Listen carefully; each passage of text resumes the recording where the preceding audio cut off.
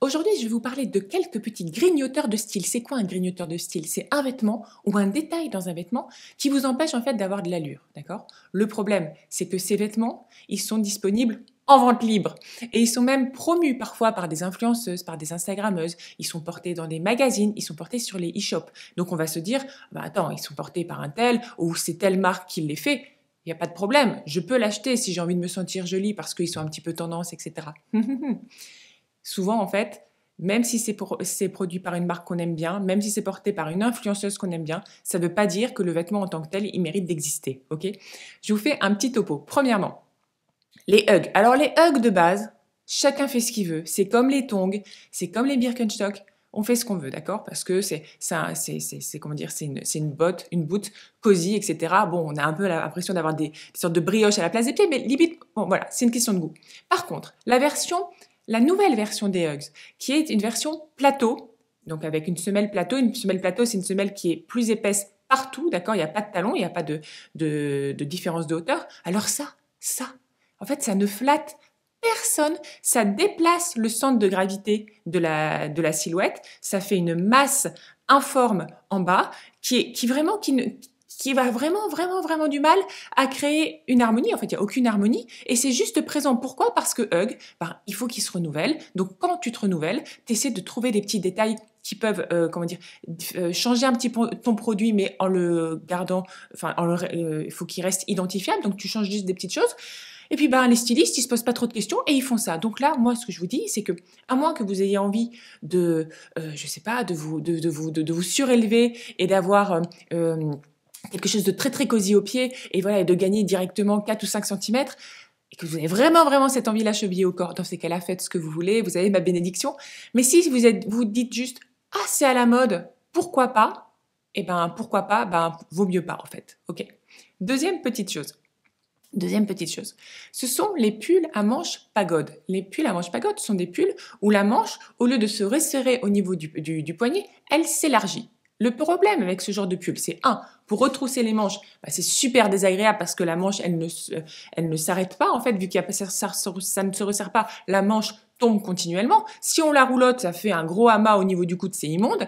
Et le pire en fait, c'est que quand on a les bras le long du corps, on a un volume en plus au niveau des hanches. C'est le volume de la manche. Vu que ça fait un entonnoir qui s'évase vers le bas, eh bien, on a plus de volume là où potentiellement on n'a vraiment pas envie d'avoir plus de volume, à savoir les hanches. Donc, ce genre de pull, c'est une fausse bonne idée. Et en plus, voilà, quand on bouge, ça prend les trucs. Enfin, franchement, c'est une fausse bonne idée. Ensuite, il y a les robes. Des robes qu'on voit souvent dans des marques qui ont le vent en poupe actuellement. C'est des robes qui n'ont aucun tombé, qui sont taillées dans un tissu plutôt cassant, plutôt dans une toile que dans un tissu qui va être soyeux ou qui va pouvoir tomber en godet ou qui va être taillé dans le biais. Voilà, c'est des robes, presque des robes sacs, d'accord? Donc ces robes-là, à moins d'avoir une allure de ouf, une personnalité incroyable et de mesurer 1m80 et d'être super à l'aise dans son corps, etc. Bon, je vous le souhaite, hein. Mais si on coche pas toutes ces cases-là, eh bien, ce genre de robes, elles sont, comment dire, elles ne sont pas flatteuses, et ça c'est le moins qu'on puisse dire, mais en fait elles étouffent la silhouette. C'est en fait un inconvénient à notre style. On achète un vêtement et ce vêtement, au lieu de nous donner un supplément d'âme, de nous donner de l'énergie, eh bien il étouffe et c'est plutôt, comment dire, un défaut. On s'achète un défaut, en fait. Donc, on va mieux éviter. Et le pire aussi, c'est que ces robes-là, souvent, la vendeuse, elle va dire, c'est pas grave, effectivement, ça tombe un petit peu droit, elle va pas dire c'est moche, mais bon, elle le pense. On va ceinturer. Comme ça, vous achetez une ceinture en plus. On ceinture. Donc, effectivement, en ceinturant, la robe, elle fait moins sac. Sauf que, en ceinturant ce genre de tissu, eh bien, on a juste plus de plis et des plis cassants, plus de faux plis, en fait. Et ça, franchement, ça tombe mal sur le bas, ça tombe mal sur les jambes. Évitez. Une robe, c'est pas facile à trouver, une jolie robe, mais une saillante, c'est surtout une robe qui a un tissu, qui a un joli tombé. Un tombé, c'est quand on prend le tissu, et bien souvent, il a du poids. d'accord? Il a du poids. Souvent, un tissu, par exemple, une toile de coton, elle n'a pas de poids, elle a le même poids en haut qu'en bas, en fait, visuellement. Donc, ça n'aura pas de jolie tombée. Et quand on va marcher, le tissu, il va remonter sur la jambe. Non, ça c'est pas possible, d'accord?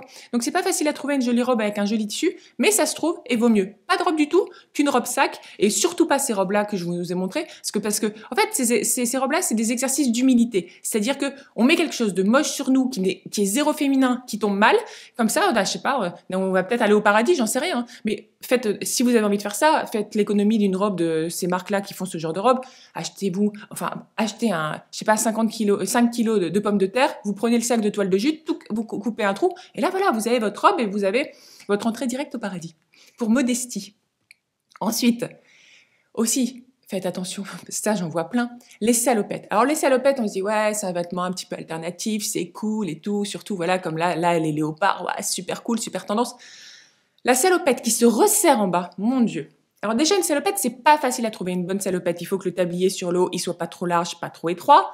Il faut que les bretelles dans le dos, eh bien, elles descendent bien en parallèle ou en croisée, mais que comment dire, que l'empiècement dans le dos remonte un petit peu, soit pas trop bas. En fait, c'est vraiment pas facile. Mais si en plus, on ajoute un bas qui se resserre, donc en fait, avec un effet entonnoir, comme la pagode, mais à l'inverse, donc on a visuellement un effet de volume en plus au niveau des hanches, eh bien, c'est pas saillant. Mais arrêtez avec les bas de salopette qui se resserrent. Faites un bas de salopette ou droit, donc comme si c'était un jean droit, mais large et droit, ou légèrement évasé. Ça sera beaucoup plus joli, beaucoup plus harmonieux. On aura quelque chose qui correspond plus à l'esprit de la salopette, c'est-à-dire quelque chose d'un peu plus désinvolte, d'un peu plus unisexe, et ça sera vraiment, vraiment, vraiment plus saillant. Je comprends pas. En fait, le pire, c'est qu'on le voit sur ces photos de e-shop, à quel point c'est moche, en fait. À quel point ça fait moche de dos, ça fait moche de côté, et ça fait moche de devant. Bref. Ensuite, la robe pull. Alors là, la robe pull, on pense que c'est un vêtement tranquille. Je m'achète une petite robe pull, je vais être cosy et je vais être bien. Souvent, les vêtements comme ça qu'on pense les plus cosy sont les plus difficiles à trouver parce que entre cosy et mal fagoté, entre cosy et no look, il y a très très peu de marge, d'accord? Je vous montre cette robe pull par exemple. Là, ils se sont dit, on va faire un haut plutôt polo et on va aller sur quelque chose de plus étroit. Trop compliqué pour une robe pull parce que le haut n'est pas assez moulant, donc on a une sorte de différence de volume mais pas assez marquée. On pourrait avoir une jupe très étroite et un haut plus ample sur une robe pull, ça peut faire joli, ça peut même être très saillant. Là, les volumes ne sont pas assez développés, on a juste quelque chose qui tombe bizarrement. Après, il y a la robe pull longue et qui se finit comme un pull en dessous.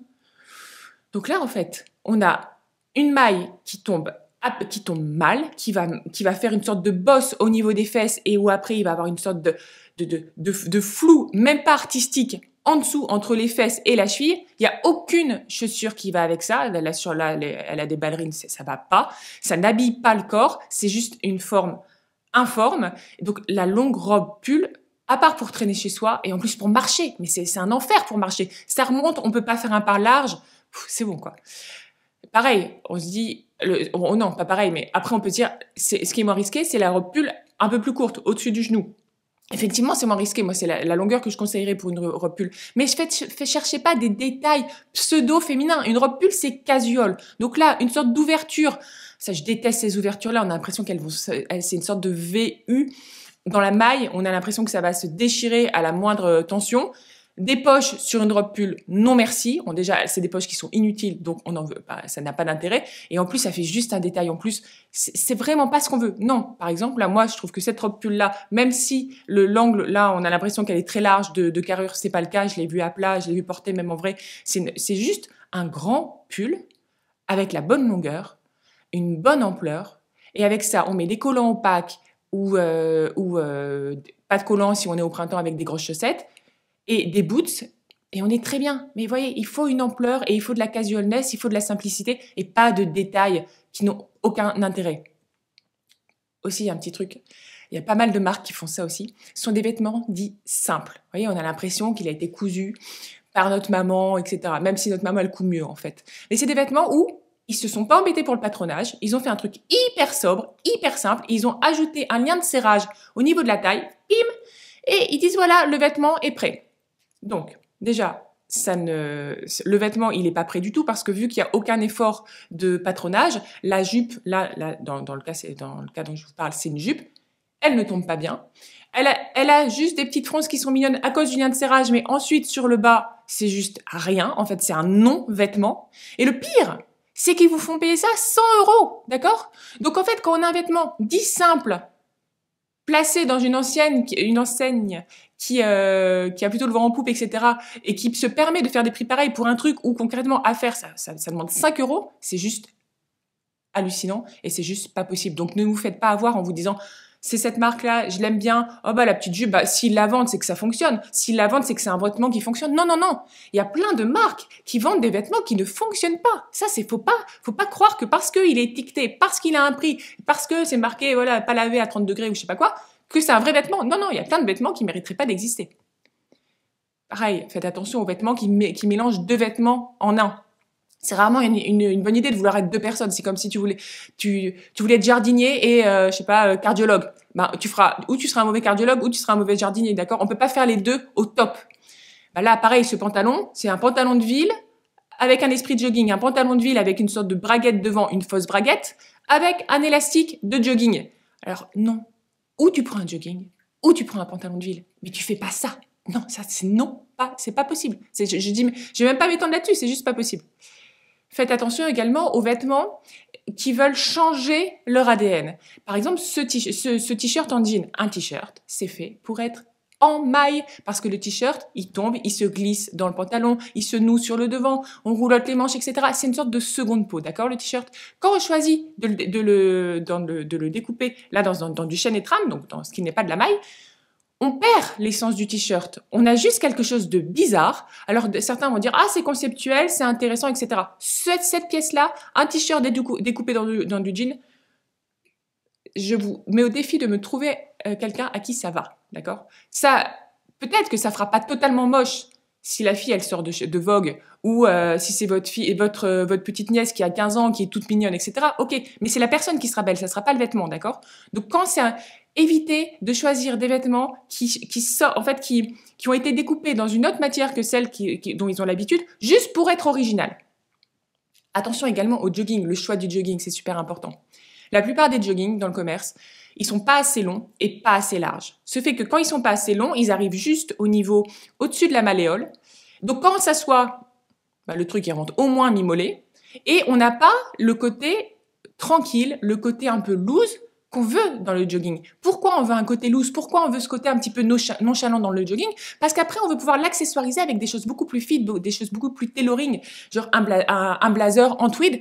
Tac! Et ça va bien marcher si le jogging, c'est un vrai jogging. Donc, faites attention, ne les prenez pas trop courts, c'est pas facile à trouver, mais il y en a et il faut plutôt aller dans les marques de hip-hop ou vraiment de streetwear, Carhartt, tout ce genre de choses. Et donc là, on prend des joggings qui se resserrent au bout, mais qui ont une ampleur et donc qui vont tomber. Et donc là, voilà, on aura un jogging, on aura du volume et on pourra le contrebalancer avec des choses plus étroites, plus taillées au-dessus. On fait pas jogging plus haut de jogging, à moins de traîner chez soi. Mais vous voyez ce que je veux dire? Donc surtout pas trop court. Ensuite, attention aussi aux pièces qui abusent avec les boutons. En fait, les boutons, c'est fait pour boutonner, ok? Donc, quand ils ont une autre fonction, ça devient compliqué. Là, cette chemise, il y a trop de boutons. Les boutons au niveau des poches, 2 sur les côtés, déjà, c'est vraiment pas saillant, ça fait juste bizarre, on a l'impression qu'il y a 2 yeux de grenouille sur chaque côté, d'accord? Et en plus, on a les boutons de la patte de boutonnage, et en plus, les boutons, ils sont larges. Donc, en fait, ça parasite toute la chemise. La chemise, elle a peut-être une jolie coupe, je sais pas. Elle a l'air d'avoir une coupe sympa. Mais déjà, 2 poches sur une chemise en jean, c'est rarement saillant. En plus des poches avec des rabats, ça fait vraiment trop de volume au niveau de la poitrine. Mais là, il y a trop de boutons. Et pourquoi les boutons ont été placés là? C'est parce que la styliste, elle s'est dit, il faut quelque chose un petit peu qui sorte de l'ordinaire. Il faut quelque chose d'un petit peu tendance. Allez, je te rajoute des boutons. Non, bah ouais, mais non. Non. Pareil, là, petite pull ou robe pull avec des boutons qui ne sont là que pour la décoration. Il n'y a pas de boutonnière, d'accord? Moi, ce que je peux vous dire, c'est que quand, je vous l'ai déjà dit, mais quand il y a des boutons, des poches, des trucs comme ça, qui ne sont là que pour faire joli, c'est mort en fait. Non. Un vêtement, les choses qu'il y a sur un vêtement doivent être utilitaires. À partir du moment où elles sont là, juste, je ne vous parle pas d'un volant qui de base n'est là que pour décorer, mais un bouton, une poche, une braguette, une fente, tout ça, ça doit avoir une fonction. Si ça n'a pas de fonction, il y a un truc qui va clocher dans le vêtement. Après, ça c'est un de mes préférés. Faites attention aux pantalons qui ont en guise de fermeture sur le devant. Donc, ils ont une braguette, mais ils ont un zip passe-poilé. Donc, un passe-poilé, c'est quoi? C'est tu as le zip et de part et d'autre, tu as un petit repli en fait de tissu qui est là pour cacher le zip. Donc, ça c'est souvent on peut avoir ça à l'arrière d'une jupe, d'accord, dans le dos ou sur le côté, comme ça cache joliment le zip. Mais à l'avant d'un pantalon, il n'y a rien de moins saillant, c'est juste ridicule. On a l'impression d'être face à un truc un peu bizarre et on a l'impression d'être face à l'origine du monde, mais version minimaliste. Vous voyez ce que je veux dire? Donc c'est pas possible. En plus, c'est un endroit qui se plie tout le temps vu qu'on s'assoit. Donc les petits trucs de passe-poil là, ils vont être mal, ils vont gondoler. Il y en a un qui va s'ouvrir, etc. Bon bref, laissez tomber. C'est no way. Ce genre de truc devant, c'est no way. Allez, j'en ai encore quelques-uns. Les jupes. Ah oui, les jupes. Vous vous dites, je veux une jupe longue, c'est l'hiver ou c'est l'été, j'ai envie d'avoir une jolie jupe longue, etc. Ça couvre les jambes, c'est féminin, etc. Ok, pas de problème. N'allez pas vers la facilité. N'allez pas vers ce type de jupes qui sont des jupes tubes, en fait, qui sont l'équivalent de la jupe en jean que je vous ai montré tout à l'heure. C'est-à-dire aucune coupe, aucune recherche de coupe, aucune recherche de tissu. Le tissu, il est fin à mourir. Je pense que c'est une sorte de 100% viscose. Ils ont juste fait un tube un peu évasé sur le bas et ils ont mis un élastique au-dessus. Donc concrètement, tu l'enfiles, il se passe rien.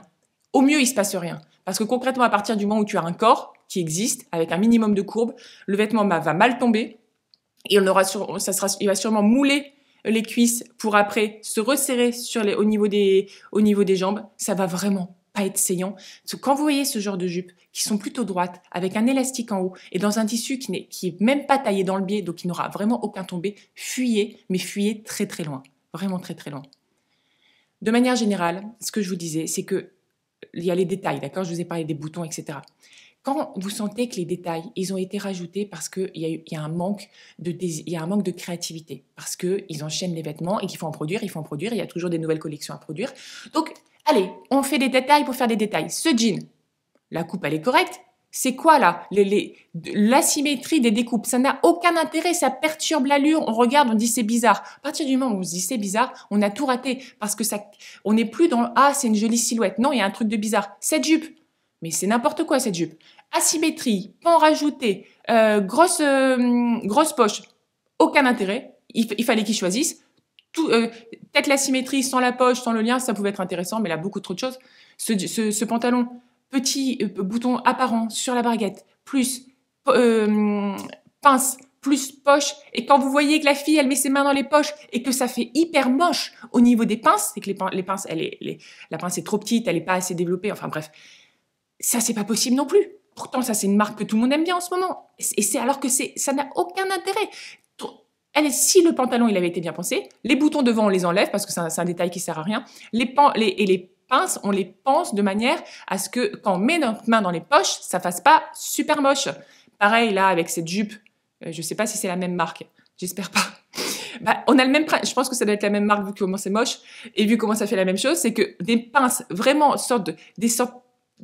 des pinces qui sont timides et qui font des faux plis. Comment on peut faire des pinces qui font des faux plis? Et quand on met nos mains dans les poches, ça les accentue encore. C'est pas possible. Si on fait des poches, c'est pour que les poches, on puisse mettre nos mains dedans. Et c'est pour que ça ne puisse pas créer de faux plis. D'accord? Donc, faites attention à tout ce qui est surenchère de détails. C'est souvent la cata. Faites attention quand il y a des poches et que vous mettez vos mains dans vos poches, vérifiez que tout tombe bien. Et ensuite, j'en ai deux derniers, les cols. Un peu de pèlerins, d'accord, qui sont à la mode depuis maintenant 3-4 ans même, ça continue d'être présent et ça continue en dehors de la sphère mode, continue d'être quelque chose où les gens se disent c'est un petit peu particulier. Ça continue d'être le truc où quand vous le mettez, votre enfant il vous dit maman tu viens pas me chercher comme ça à l'école. C'est trop large. En fait c'est trop un aplat, d'accord. Ça a beau être dans toutes les collabs avec avec, comment il s'appelle là, ça m'échappe, excusez-moi. Je sais plus, peu importe. C'est dans toutes les collabs, avec toutes ces vestes de chasse, etc. Voilà. Et ben, ils l'ont tous fait, ce gros col. C'est pas flatteur, comment dire, ça casse l'harmonie de la veste, ça bouffe, ça crée un truc bizarre au niveau du visage, et en fait, ça fait déguisement. On veut pas de détails qui font déguisement. C'est pas possible. On veut pas. Les déguisements, c'est quand vous voulez, hein, pour aller à la fête, etc. En carnaval. Mais quand on a des vêtements, on veut que ça soit fluide, ok? Dernière petite chose, éviter les t-shirts avec ou les borcottes, enfin les borcottes, comment dire, les rebords, je sais plus comment on dit, sont contrastés et que c'est au niveau des bras et au niveau les biais, excusez-moi, les biais au niveau du col et au niveau des bras, d'accord? On peut avoir un biais contrasté au niveau du haut, mais les deux ensemble, ça fait souvent assez cheap, ça casse le bras, ça casse l'harmonie du t-shirt et ouais, ça fait super cheap. Alors qu'un t-shirt monochrome avec éventuellement un motif bien délavé s'il est vintage, ça apporte tout de suite quelque chose à une tenue. Ce genre de t-shirt, ça coupe le bras et ça crée un truc bizarre au niveau du cou. Donc oui, il vaut mieux éviter. Voilà, pour les petits détails, les petits vêtements qu'il faut mieux éviter. Après, si dans tout ce dont j'ai parlé, il y a des trucs que vous adorez, mais alors foncez, hein. Dites surtout pas, Lise, elle aime pas, donc j'aime pas. Moi, tout ce que je vous dis, c'est mon avis. Je pense que ça peut fonctionner pour 90% des gens, ce que je dis. Après, il y a 10% qui ont d'autres goûts, mais l'essentiel, c'est de se faire confiance et de s'habiller comme on a envie et de se faire plaisir. Et si vous trouvez super joli avec des hugs à plateau, un t-shirt contrasté et un pantalon Cézanne, allez-y, d'accord? Faites-vous plaisir. Et voilà, je vous embrasse. Ciao!